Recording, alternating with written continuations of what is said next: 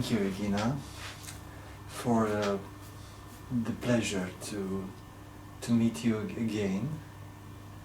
It was last year, I think, when we last met. Summer, I think, yeah. Last summer, during a conference in Spirit University. Very, very interesting conference, and your horizon, your world perspective, it's quite rich. And I think transpersonal psychology means a person who can see the world multidimensional, and you cannot get bored. Yes, Regina. I was particularly interested about an event from your life. And of course many people, I think, have asked you about it, but maybe I will try to understand why I'm interested. It was in 2004, the tsunami in the water, and then I'm asking because I know that it was quite a near very death experience, if we may put it in this way. And I want to learn from you what means to let go. We are always trying because we are afraid of the deeps of our psyche and the deeps emotion, to let go and to be in contact, and we are trying to control it. So the opposite movement, not to let go, but to dominate. So what passed through your minds about it, and maybe to tell us, to share with us. Yeah, first of all, thank you so much for inviting me for this interview, and thank you for the conference last year also. I really enjoyed I felt engaged audience, interested audience, and of course you as the lead of this program, so thank you so much.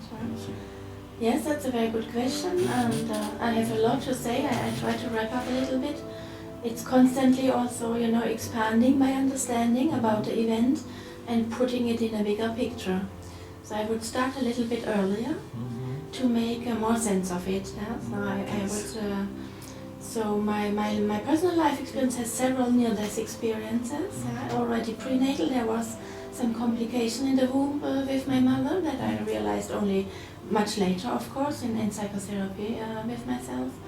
And then I also had several car accidents which were quite severe, and by miracle, again, this miracle experience, not really something had happened to me. Physically and psychologically, I could quite good integrate it. But the difference was, it was like happening unconsciously. And so why I tell this is like the difference to the tsunami experience 2004. I was already near my end of 30s, and I was, practicing spiritual practices, transpersonal psychology for already more than 10-15 years. And I had reached already a level of consciousness that I was aware. And this is the crucial moment. So I cannot compare this experience to my previous experiences. It was totally, completely different. So I would say in the previous experiences, it was more like it was happening to me, or in the sense I was the victim of creating such circumstances. Whereas in the tsunami, it was completely different. I realized what was going on. Not that I felt I created a tsunami, of course, but I just give this short picture of the experience before the tsunami. Yeah. Okay, this is just I'm interrupting you. Some person consider that everything that it's happened in our lives we attract in a certain way, but I think this is quite an omnipotent way of thinking. Yes. So it's not your tsunami. Yes, yeah, of course. So I was there with a friend on a small island on the west coast of Thailand, and I did my yoga practices every morning in the sunrise at the beach. And this particular morning, 26th of December 2004, I went out there and it was completely dark. So it was like not a sunrise was not happening, and the ocean was gone like 30 meters already away. Oh, so until sunrise it was? Yeah, it's like 6 o'clock in the morning, no sunrise, no sun, nothing dark. Usually at that hour you it was were already sunshine. It was by accident that in that day you were on the beach? Or no, I was every day every at the day, beach. okay, so it was... I knew already, you know, I had a routine of practicing at the beach yoga. So you and this morning was completely different. Okay. So I was totally alarmed, alright. I knew something very, very severe will happen. So there was like no birds anymore, there were dogs at the beach usually, a lot of birds, butterfly. There was no animal.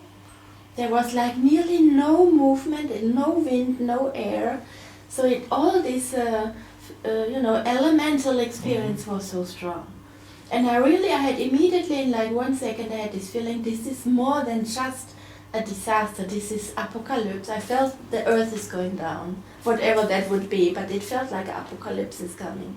Because it was like nearly like, I felt like we are entering something stillness, that there will be no movement anymore, which means there will be no life. Quite a symmetry picture. Something when like in a time lapse, like suddenly, I cannot see any movement anywhere, and it felt like, okay, then I will. Terrifying. I could not. I was already in kind of shock, I think. It was so huge already. This is the moment when you arrive on the beach, and on the beach, you felt all this picture of no movement, and then in an instant you felt this. Yes. And then. And then I was looking around. This beach was pretty empty. It was really rural area. And then I was looking for no people, and some fishermen were a little bit more far away, local fishermen. So I went there and asked them. They did not speak English, but showing the sky, where's the water, They were just standing there watching, and somehow I understood that they said they never have seen something like this. So it's quite usual. You presume that if they are not. I thought they must be alarmed, but they just, what I understood, they said we have never seen something like this, but just standing there. So I was surprised, and then I went back to this little village where we stayed, and some other people there, and I told them I feel something very, very, very severe will happen. But nobody else was so alarmed. I was like the only one really like, and I must say I'm not a personality very fearful. I'm very courageous, rather courageous personality. I don't get nervous very quickly. So they knew, and my good friend knew when I am like this, this is serious, So, but nobody. Okay, what should we do? What should we do? And then it started. I felt totally desperate. I felt like all life will go down, and nobody understands. Only me. I cannot share it. And then I went to my little beach hut where I stayed and just meditated and prayed. I started praying. I don't know what will happen. I feel something very severe will happen. I don't know. I don't think I will come out of this. I don't think we will come out of this. I just prayed. I prayed. So I remembered this quality of, like, I was not even asking for help. It was like a helpless situation. No, it was so big that I felt I don't need to ask for any help. It's like I just, let me go through this. It's in whatever way. And then after 2 hours, like 8 o'clock in the morning, so it was a 2-hour frame where I was sitting, meditating, praying. The sun rises? From 6 o'clock to 8 o'clock in the morning. Yes. And then suddenly my friend came running and shouting, Regina, Regina, come out, run, out of the head. And then I opened this little door, and I looked out, and then already I was like stepping out of the head, and then I saw the wave, and I was underwater. It was like in an instant. The wave was very like 30 meters high. It was like a big, high wall, dark wall. And I saw it. It was like really like I see you, and then I was underwater. And then I remember this. I'm a very good swimmer. I love water. since, 3 years old, I swim in the ocean, and so this thought was there that, but I'm such a good swimmer, I think I can make it, yeah. I did not know what it is, it was just a big wave, and I was underwater and had this thought, rather confident thought. And but then, of course, the wave was so high and so strong, then immediately lost all orientation and did not know how to come up, in which direction to come up. Yeah. And then it was milliseconds. I could not come up. I realized I could not come up, and I could not breathe anymore, of course. And then this very strong burning sensation started in my body, like really burning from inside, like in a fire. Burning? Yeah, burning sensation when you cannot breathe anymore, when the oxygen goes down and down and down. This burning sensation can start, but it felt very intense. It felt very, very intense. I felt like I'm dying through this burning, because then like these little cells in the body like explode. So this makes this heat wave of, and so I was already in this stage. I remember that. Felt like, well, now soon my cells will start explode, and then I had this full-blown classical near-death experience, like I felt, okay, now I cannot breathe anymore. I start already burning soon. The cells will, diminish. In what kind of emotional state you were experiencing all this? It was agony or panic or no emotions. No like emotion. outside the body. Something like a presence, witnessing. Yeah, seeing me from outside, but not really seeing anymore. Not so much form. Yeah. And then it was like, I have to give up. And so this last thought, I remember like, wow, I don't feel ready to give up. I had certain visions and projects. I feel I'm not done. I don't like it. Like this. But like through some regret, I felt like some regret. I did not manage what I thought I want to manage in this life. Some regret. But I have to give up. There's no other way to give up. And then there was this kind of moment of seeing my parents who are already dead, many dead ancestors I saw, important, significant friends. You saw? Yeah, like, like they appeared like in a very quick video, like in a film, like appearing, like showing up, looking at me. The images were the images of your important ones in their youth, in their old age. In the present moment. Present moment. Or when they died. And some work projects. So basically all the life segments showed up like a flashlight. Poof, poof, poof, poof. And like, oh yeah, I thought, how sad. I regret. I felt I didn't make it through. That was a very strong feeling. And and then I entered this white, very fast, like a white tunnel, like going more like down into a white tunnel. Down, not up, down, okay. I felt like it was like something had to do with this wave. I don't know where I was in this wave, so the movement was going down with the wave, I think.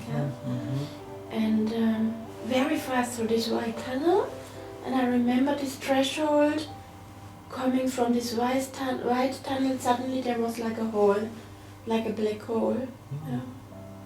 And there was again this feeling of now everything stands still. All life stops in this threshold, in this hole between the white tunnel and the black. I saw the black, and when I entered it felt like a pause. I paused, and then I moved into this black space. And this was then surprisingly very warm. It was like warm water, warm, convenient water, soothing, caring. I felt safe, I felt loved. I felt like this is in a mother. Black, even though it was black. Yeah, and like a motherly love, presence of a mother, of a universal mother. It felt very much like in the womb experience in pregnancy. And how do you experience as a seer, as a witness, no body, just no thoughts, No. a clear state of consciousness, Yes. seeing nothing, No form, black, no form, but Mhm. just a presence, a warm presence, a warm feeling. Yes. No body. So I think it was like an out-of-body experience. Yeah? Like rather some soul feeling something, but not like in a bodily sense, but also not completely without body. And so that was totally surprising. And then I looked around and was just surprised and just suddenly enjoyed. I just thought, this is good, this is safe, this is constructive, this is...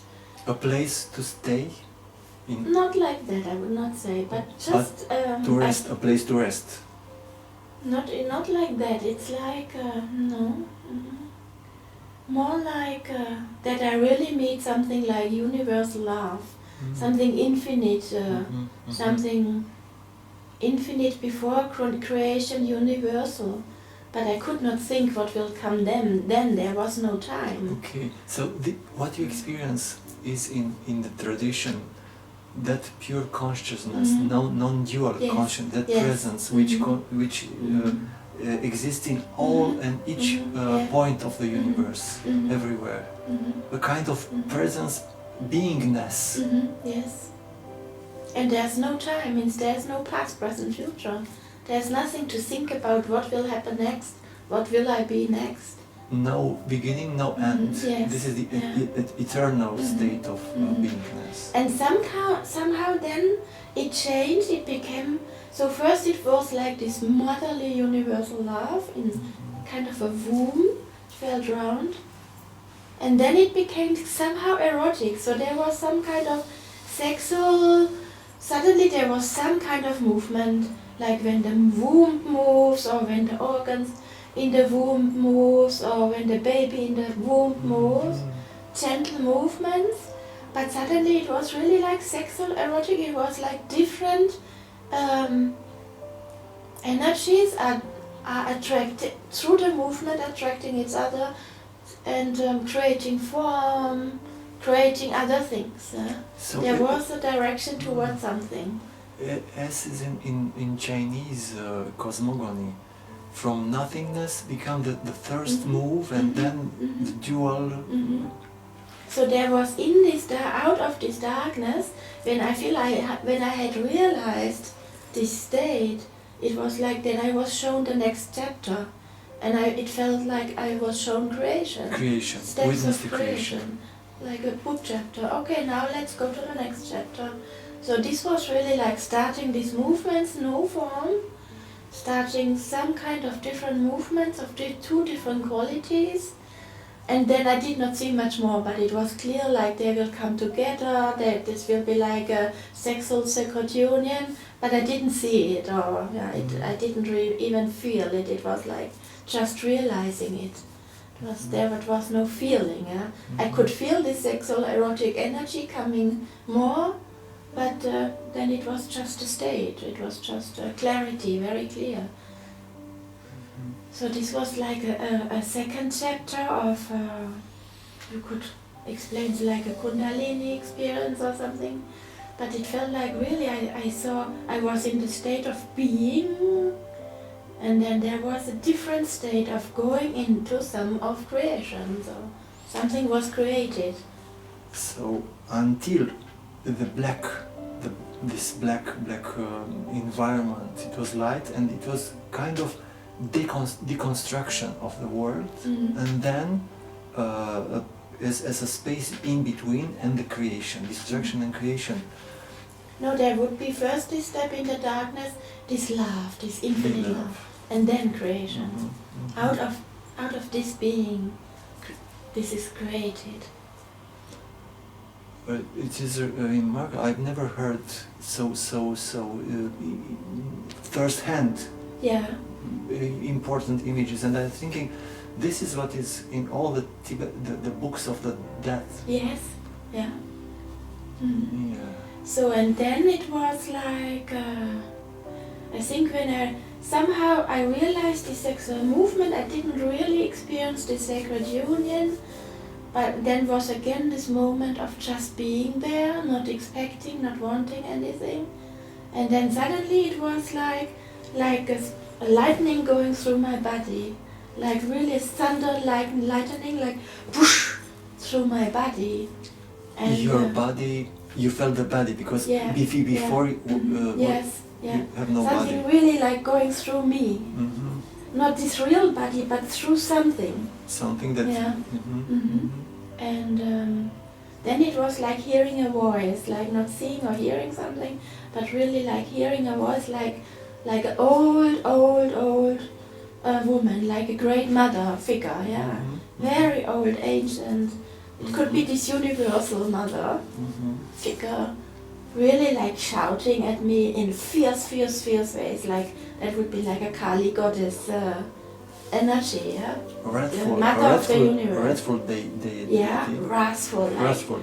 but very loving, but wrathful. Like, I'm not against you, I'm with you. Really shouting it, yeah. Like, I'm not against you, I'm with you.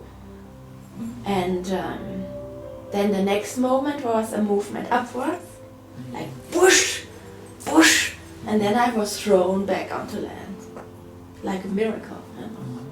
The wave was going out, and for however that was possible, some movement was throwing me back onto land, and I was quite far outside when I looked back. And the first moment you wake up on the, it was with some water in your Not really. I was like thrown against a palm tree, in the middle of a palm tree. I landed like whoosh, Okay. and then already vomited. Yeah, so it was like, you know, like woof, coming out, and then I came to on my feet and I started running. I had not really nothing. Nothing.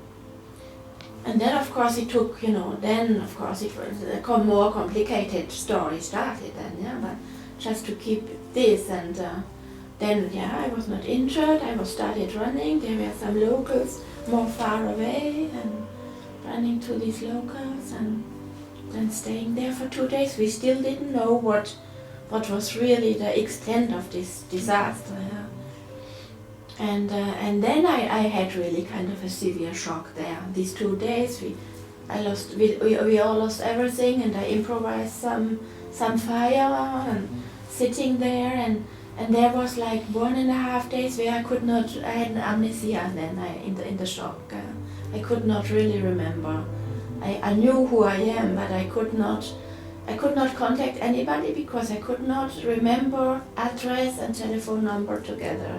Something like that, and that was on a psychological level the most severe experience in my whole life, because that was really a moment I felt I am not in control anymore. Not being able to bring the numbers together that I could call somebody, you know. So a very disorganizing feeling of your close to a psychotic state or something? I think it must feel like that, when you cannot manage anymore to bring this thought with this thought together, or you try, but it does not work. Wow. It is very scary, Yeah. the sensation about letting go. You cannot let go this kind of state. It is terrifying, Yes, yeah. too much. And of course this isolation, I could not contact anybody who was really important, you know, so that was really like, wow. And I just tried numbers on the phone from people. And then I think after half a day after many hours and one night of sleeping, just giving up, then next day I tried a combination, and then it worked. And I could call one friend to inform other friends. And, so that was like the most challenging experience so far in my whole life, I would say. And then really, you know, coming to the extent of the tsunami. So on the one pole is this really extended oneness experience in the tsunami, and then coming back, having this amnesia for some time, and then suddenly only slowly starting seeing the destruction, means of the whole environment. So then this, you know, this was the other traumatization. It was both to some extent traumatic, and to see so many dead people. It felt like war, a big war battlefield, everything destroyed, so many dead people. And then I traveled back to Bangkok. I needed to go back home also, and then it was again like a second really breakdown. Like, so there was like kilometer-long pathways of people showing photographs, searching for people, you know, still hoping they find them. And then it was like internally, not really, not fully, but psychologically near a breakdown. Like, what, that was too much. You know, like this pain and this sorrow and this loss and this death. To hold this in this field, that was like very impressive to me. Because I mean, I have quite a lot of experience working in psychiatry and medical hospital. I have accompanied many dying people, patients. So, you know, I have this strength and experience. But this was, you know, like on a collective level, such a distraction and loss. So that was another learning curve, you know. So first time in my life I was confronted to be in such a battlefield. I really imagined how it must be to be in war, you know, something like that. So that was really another deep learning. So I felt really that immediately my heart, my compassion extended to such an extent that I nearly felt again I break down. Yeah. But it was so heart-opening to hold this on a collective level, this sorrow, this pain, and it felt like suddenly in this black space I really had met the mother of the universe, and with this experience and this energy I can hold it now. Through her, with her, she's holding it with me, I hold it for others who cannot hold it. So it felt like total empowerment of compassion, of love, of deep love, really. So that was very, very deep. It totally changed my experience of everything.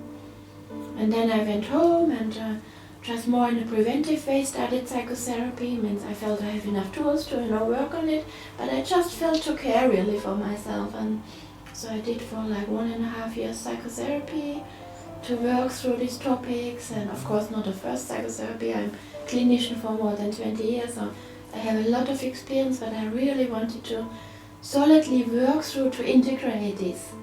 Means this expansive experience. I cannot imagine much more expansion to an experience, and this helped a lot to get some grounding in it, but then it really took many years of integration. So really so many multidimensional layers of consciousness I could explore. First on a very psychological level, then of course going more into archetypes, archetypal experience of Mother of the Universe, of the water and the fire as elements, of course the Tibetan Book of the Dead. So these kind of bits and pieces, but it really expanded over the year in a much more cosmological experience, even much more wider than that.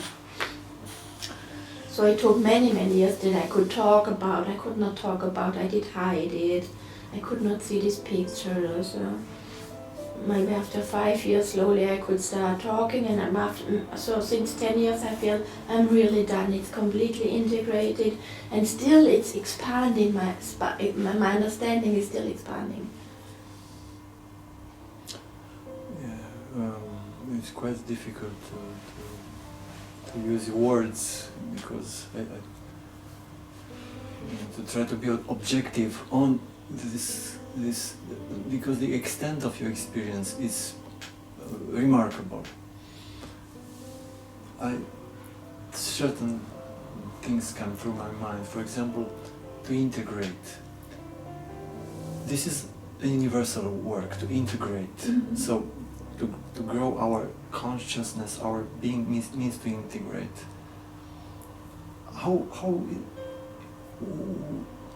It's an integration. It's a kind of miracle, because it is a spontaneous move.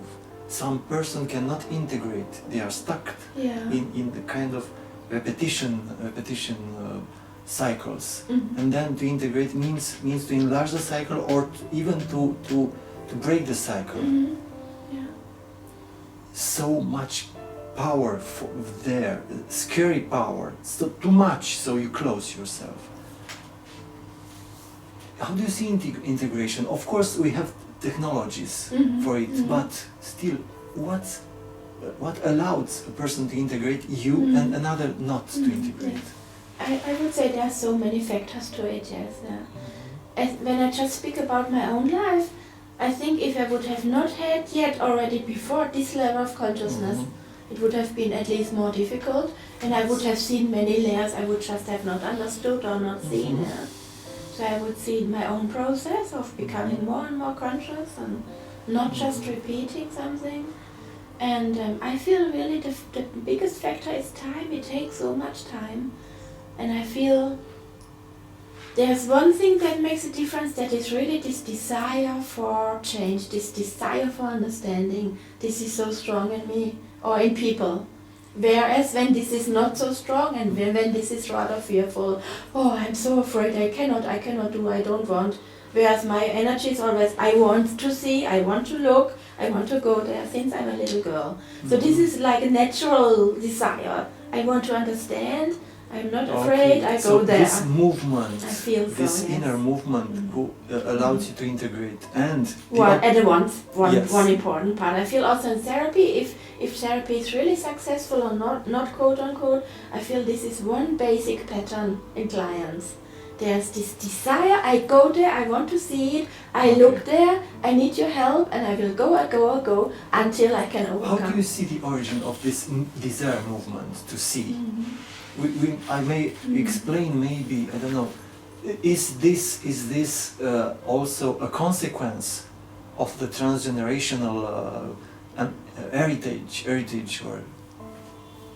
Means I would say, just to put it into the picture, so the other part would be the more fearful people or clients. I'm afraid, I don't want to see, I bypass, I hide. So I really see in psychotherapy these basic differences too. Okay. And then many other factors come on top of it. The defense system is more rigid. Yes. Yeah. This means that the opposite forces are more powerful. Or fear, I would say, when the fear is stronger than the courage. And why does the fear is more stronger than the courage? What explanation we have for this? It's not monocausal, of course, but I feel like I'm doing trauma work since 20 years also, so I feel one bad pattern I would see is like resilience, because I feel like I also have a background of very strong transgenerational traumas. My parents in the war, my grandparents in the First World War, so I've analyzed a lot, for example. So I feel one factor that stands out is resilience. There's one factor that has overcome, it doesn't matter if trauma or not, but basically we all have some kind of trauma in our ancestors. So I feel there's a factor that is beyond ourselves, this is beyond our achievement, some resilience that is beyond our own psychological work. That even after the severest trauma, still I can come out in a rather healthy way, can develop rather more healthy. So beyond the psychological conditions? Beyond what I can do. It's a lot of my work, so I feel I bring a lot into that to make it through, but there's something that is more to it that I cannot make. I would say, like in the tsunami, it's not me that made it that I survived. It wasn't you. Yeah.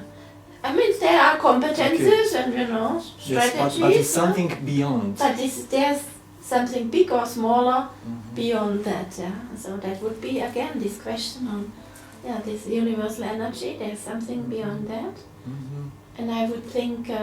So it's not up to us in order to control this force. It's beyond us.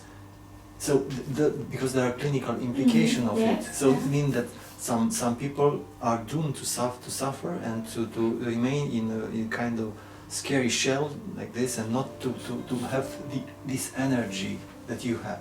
Until you can achieve this next level, quote unquote, next level of realization. I could imagine in such a way of how far you are already in self-realization in order to be able to transform, or what more do you need until you can self-transform. May I ask you, Regina, now about when you see a person with a trauma, what do you think that it facilitates the integration. And there are several theories about it, of course. And the first thing that passed through my mind was Ramana Maharshi. The presence of a person who owns a certain quality of presence of consciousness. No words. Yes. And then the talking cure, considering that putting in words determine the capacity of making the unconscious and the trauma more in integrated particles, words, particles, and so on. How do you see it? So it is, or the possibility of being together, not alone. The intersubjective field matrix, which is the most important factor for other people, other theoreticians. How do you see it? I would say many factors again come together, not only one factor. Regarding your first question, yes, it feels to some extent like this, but of course I cannot prove this or cannot say that. But I feel a certain pattern in the many clients that I had. Either they are ready to come into such a transformative process, or either they need other experiences, and whatever way, whenever the time is right to transform. But I feel that the time is right, quote unquote, there's something beyond. There's something beyond. It's not only me in an ego state, in a rather psychological level, deciding, yes, I want to transform this. There's another level, another... So far beyond the ego, the self, maybe something else, something much larger and wider. Whatever is needed, then, of course, I spend also quite a lot of time in India and different concepts of karma. I'm not so sure my stance to it, but to some extent as a metaphor it makes sense to me. Yes. If you use it so as a karma metaphor. as a metaphor. Yeah.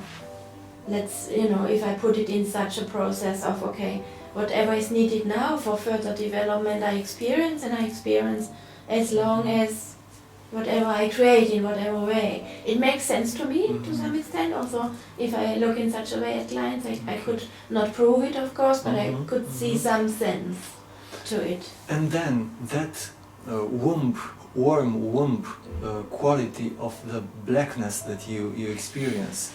No time, no space, no beginning, no end. This is an image of pure beingness. And then our way, human way to see the universe, to grow, to develop, and so on. How do you put this thing together? Some masters, and even in all traditions, they consider that the life has no goal, no aim, no evolution. These are just, conceptual, dualist games of the mind. How do you see it? Yeah, I feel there are these different states of spontaneous, of experiencing, of such state that is like a blessing that nobody can do. And I feel this does not exclude the other way that we also have. That would be the dual way. I don't see it exclusive, I see it inclusive. And I feel all these developments of individuation in psychology, they have purpose, they have meaning. Coming out of the collective into the individuation process, and I feel like at the moment we are rather in a state, probably evolutionary, coming into a new integration of non-duality. So if I just think about this, it still makes sense to me. It feels like it's just, if I see it as an experiment, I mean this in a serious way, like an exploration of different states. There's nothing bad about it. There's nothing bad about duality. If it's just an exploration or an experiment, so what? Yeah. So this I feel more stronger over the years, and this other presence, this infinite presence feels like it's in me, it's in my body, it's in my core. It does not go away. It is continuously there. It does not change. So I feel this. I'm in a process of playing with both states around, and also in my work with my clients. after all those remarkable experience, your way of being was modified. You still feel fear about death, dying, suffering, and so on. How does it look for you? Mm-hmm. I mean, still this feeling is there. For example, if now this would happen, I think I would rather still have this feeling of, oh, it's sad, I'm not yet done with the task I feel I want to do, you know, so it has not changed so much, I feel. It has changed, yeah, but still I feel I'm in a process of that. I feel I'm not done yet, yeah, holding on. Yeah. Okay, so you are not done yet, so you need time, of course, in order to play in this realm, but still the fear of what is dying and what it will be after dying. For me, for example, for many people, have not just read and witness second-hand stories, but not the experience. So I think the fear of death is for me not very strong. It was never very strong. Somehow it feels like, okay, whatever happens, you know, it happens. Yeah? And afterwards, it's not fearful at all. For me personally, the most difficult part is this letting go before. This part of more psychologically, emotionally letting go of ideas, of people, but even stronger, some ideas that I feel I want to fulfill in this life, something I want to finish. I don't want to go unfinished. Yeah? Something like this, very abstract, very. Yes, very abstract. To finish something which is not quite clear. Yeah. And a feeling of, no, I don't want to come back like this. I don't want, not again. Not again? No, I will not do this again. No, I don't need this again. Like something like that. It would be boring to repeat and to repeat. Yes. Oh, thank you. And of course, just this changed my work a lot. You know, like even I was before very empathetic and holding people, but after this, I really feel somehow, to some extent, I can hold pain and sorrow like a universal mother. To some extent, I can have this passion, and this feels so beautiful. You know? So this is very beautiful, to hold people in different ways, and my work changed. I did a transpersonal PhD. I focus more on collective trauma healing, collective whatever work, and so this changed a lot, and I feel really this blessing of compassion, to feel such a extent of compassion. This is so probably the blessing of my life, you know. Do you have a particular personal case that put you to work in your experience, a short life story that impressed you very much, and it's possible to present in... I didn't understand your question? You work with trauma, collective trauma and so on. During your work, was there a person or case or I don't know, life history that impressed you very much and put you on work on the level of compassion? Is it something that you can share with us? Yeah, because I work all my life with trauma and especially sexual trauma, also especially with women. And so, but after the tsunami, I specialized in transpersonal psychotherapy, also outside from clinical psychiatric systems. Yeah? So I had more freedom to work in more expanded ways in altered states of consciousness, working with shamanic journey and other methods. Yeah? And so I had private patients more and more working on sexual trauma transgenerationally.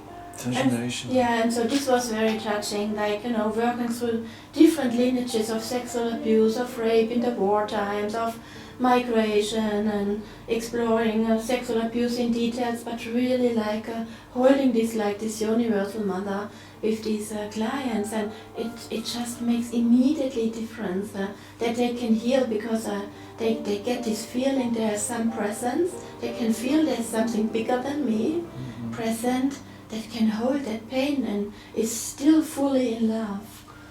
Holding the pain. Holding the pain, so and not going out of the love into the fear. Not going into fear. So fear, it's represent in a way the opposite of love. So where the feeling of love ends, the negative emotions come, and it's interesting how come we can turn ourselves into a loving position, Mm-hmm. and what empowers us to go there. Mm.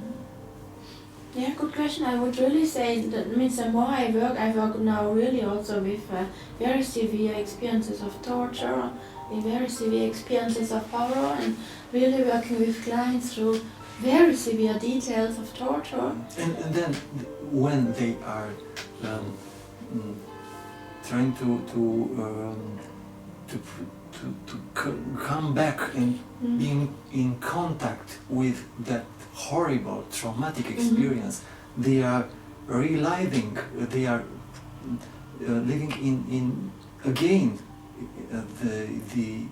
the sensation and lots of emotions there.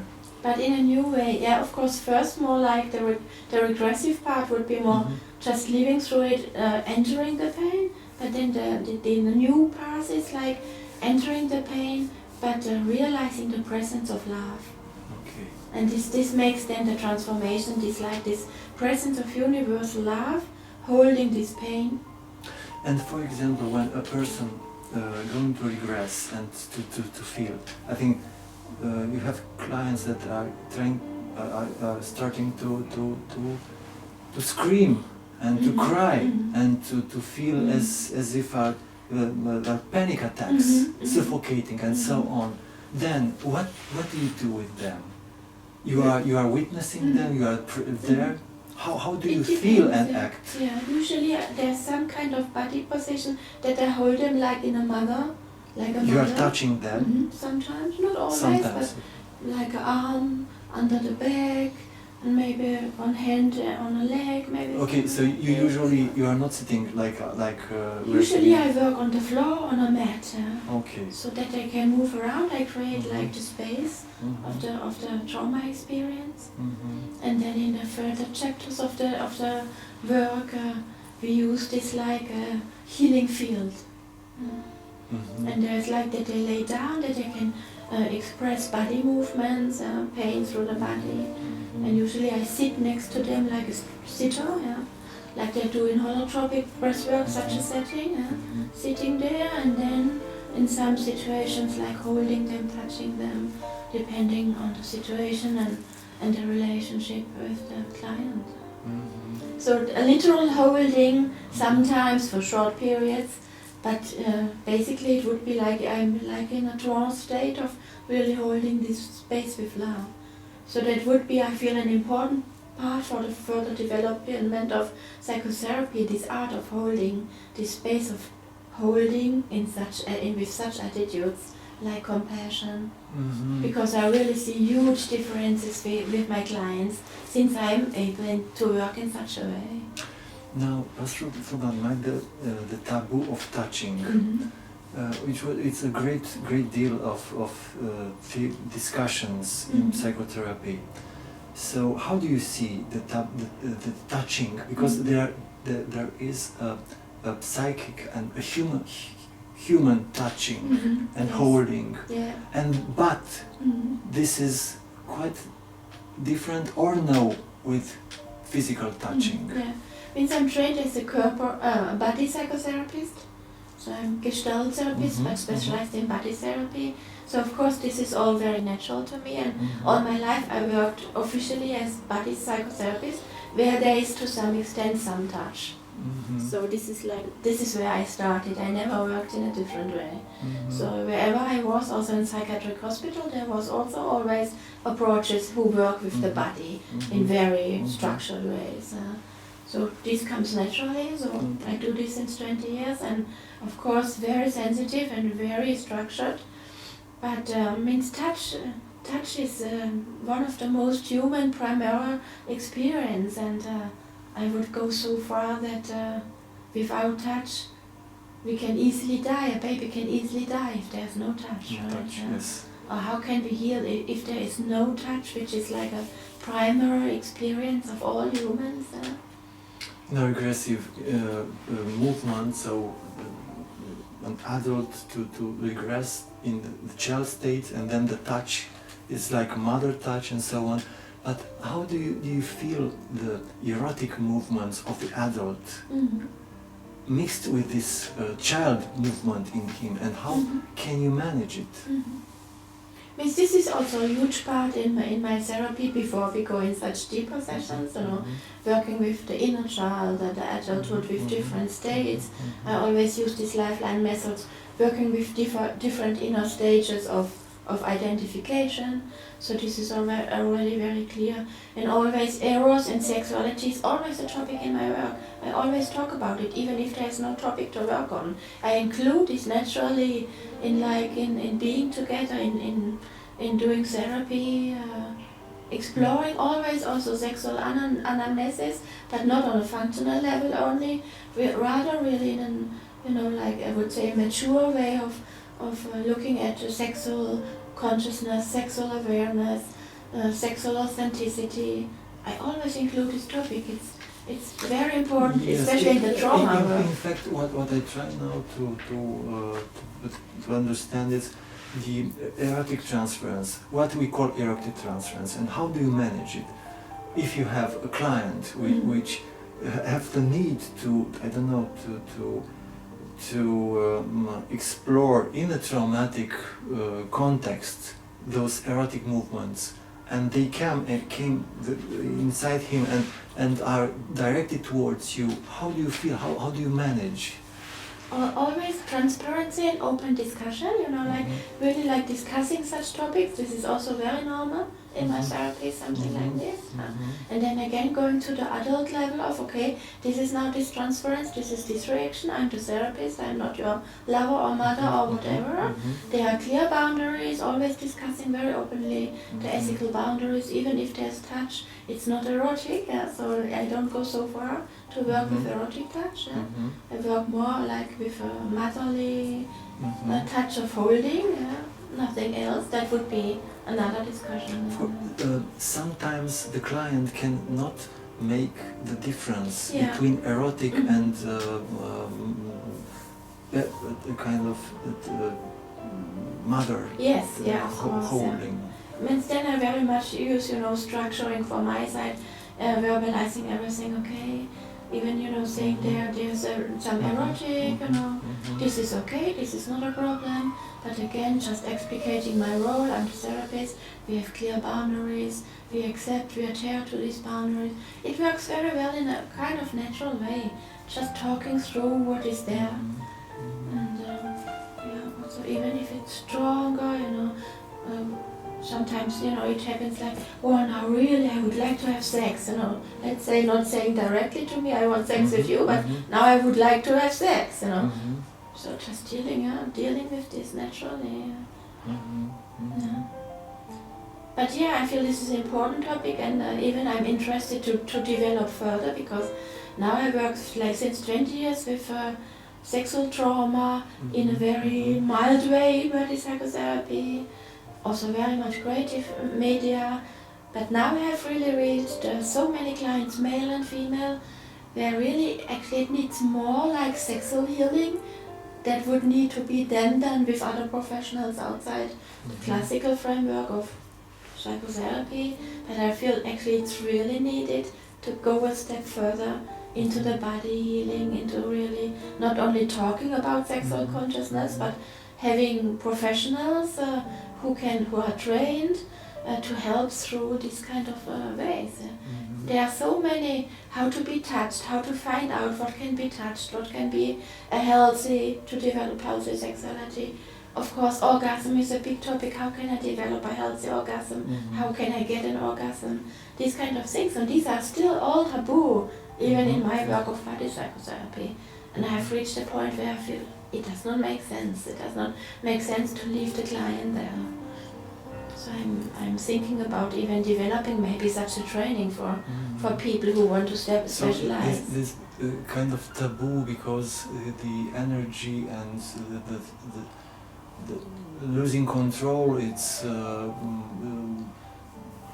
give you a feeling of too much, or why?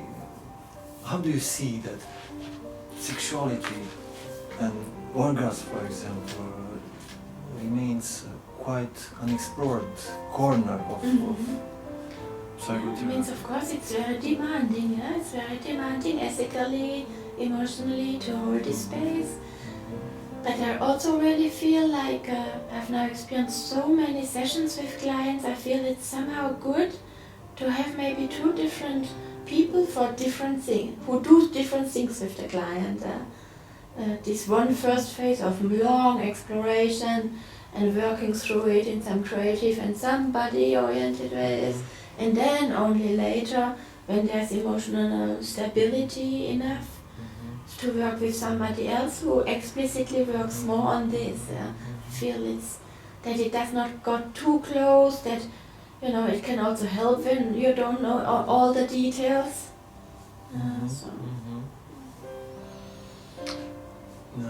Listening to your life history, I was thinking that here we are in Bucharest, in EUROTAS event, and it's Yuri Dihonsky, Ludmila Skorcescu, and you having the experience of life and death in such extent that gives you the real value of what transpersonal psychology is. Transpersonal perspective with transpersonal. When I hear this transpersonal, this means a kind of extending the context in which we understand the things. So this is what we are here for, in order to better see and to extend. And we need maybe not to why we choose a certain domain of psychology. So for you it's clear because you have the experience. But in the rest of the psychologists, they are choosing following what kind of movements, what inner movements. Why, for example, a person choose cognitive therapy and another one an analytic therapy? How do you see it? Because you choose transpersonal from this reason, the experience. Means first I chose humanistic gestalt, but already working with art and creativity. But all my life I was spiritual, so I have spiritual practices before psychotherapy. And I would say this could maybe be the case for many others also. I often feel like people, of course not everybody has such a big experience or such a clear experience, but usually I say to my clients or colleagues, but there must be transpersonal experience, otherwise you would be not here. It's very simple, put very simple, but I feel there must be some experience. You will find out, or maybe you use other words, but there must be some experience that you are here, that you're interested in these kind of things. In that way I would put it, or then people who go more to a cognitive level, maybe it can be defense mechanism, but I think it will be also strengths, that they like to think in rational ways, that they like to think in a very cognitive way. They have also their contribution, but from my perspective, of course, I feel we cannot stop there. But the older I would more value cognitive approaches in the way to say, okay, you contribute this specialty, I cannot, but it's not enough to stop there. This is how I would put it. And transpersonal experiences, often I say, I would rather think, if many people say, I think I didn't have a transpersonal experience, and then I rather use this example, I think otherwise you would not be interested in something like this. Maybe you don't know yet, or maybe you would use other words than transpersonal. To put it more in like, it's included in everything, more like that. It's not something outside special. Yeah, I think we've already quite 1 hour with. Thank you so much.